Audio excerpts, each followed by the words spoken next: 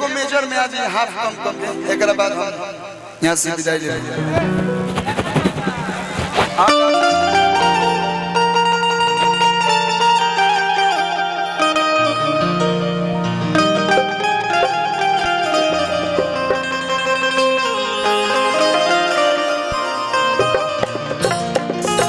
अरे भौजी के मन करे खाए के खटाई चलन भैया अरे यही से छुअत लारबा अपन हो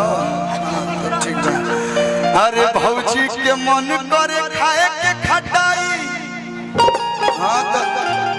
लुटाओ बाबू यूट्यूब पे देखिए भोरे तब सवाल पूछिए। अरे यही से छुअत लारबा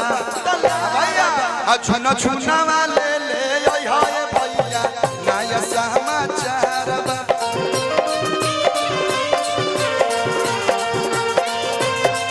खेलावा ना ले हाय भैया नया समाचार बा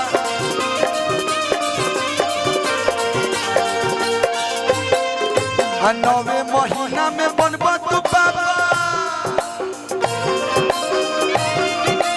नवे महीना में बनबा तू बाबा खुश खबरी बरियार बा जी खुश खबरी बरियार बा बधाई बात चाचा बन गए तो खेलावा ना ले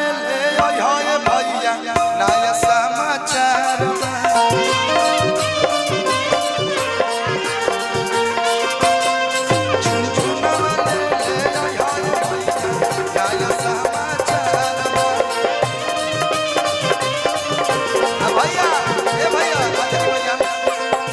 मेजर लगवानी यहाँ पर विधायक जी खातिर यहाँ के कंपनी एगो बेस फॉर यू भोजपुरी वही में एगो हमार गाना बा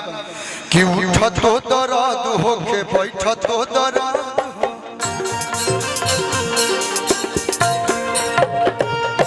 दुइये गो गाना ले ले एक बात कहले कि ठीक है नमस्ते मैं जा रहा हूँ फिर से चुनाव लड़ने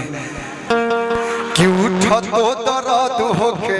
बैठ तो दर्द हो पानी रो दहिया दहिया हमरो मरद हो अरे कि मुचुकल बाटे कलैया हमर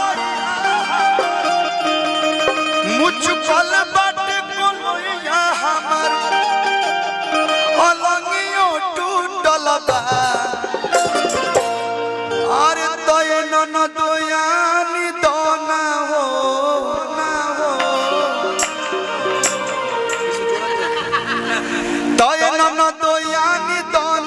के तेला आजकल भैया भैया हुआ गइल रिलीज पे आ गइल पहले का मालत रहे करू के तेल रेणी के तेल तो कहत ये नंदी से कि नो दोयानी दोना रेणिया के तेला कमरिया में दर्द दिया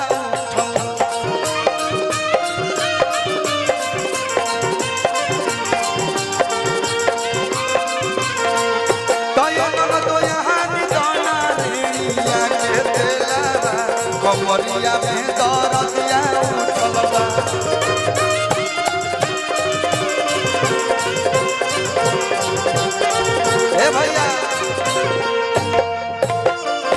70 मिलियन व्यूज गया है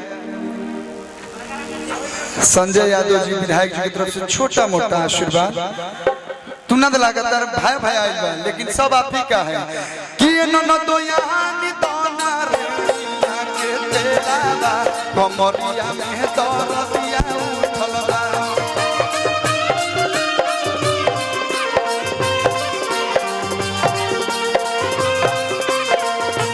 भैया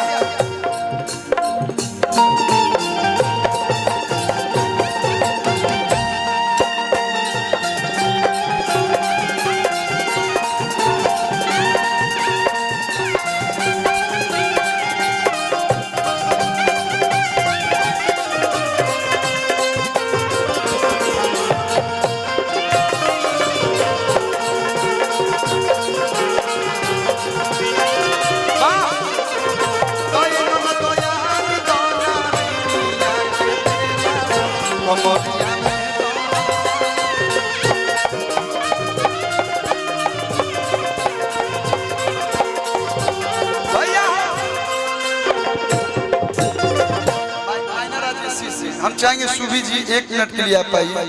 बस 1 मिनट के लिए हम एगो मुखड़ा गाएंगे, इसके बाद तो हमारा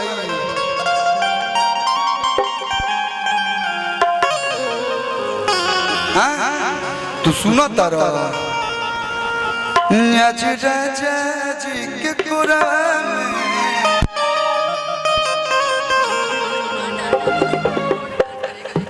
डांस करें, डांस कर दिए एगो भैया एगो, लेकिन आपके लिए मैं गाना गाना चाहता हूँ, 1 लाइन गा दी हो। आप पूरा मुखड़ा ही गाएंगे। हम भोजपुरी वाले जब स्टार्ट होते हैं तो बंदे नहीं होते हैं।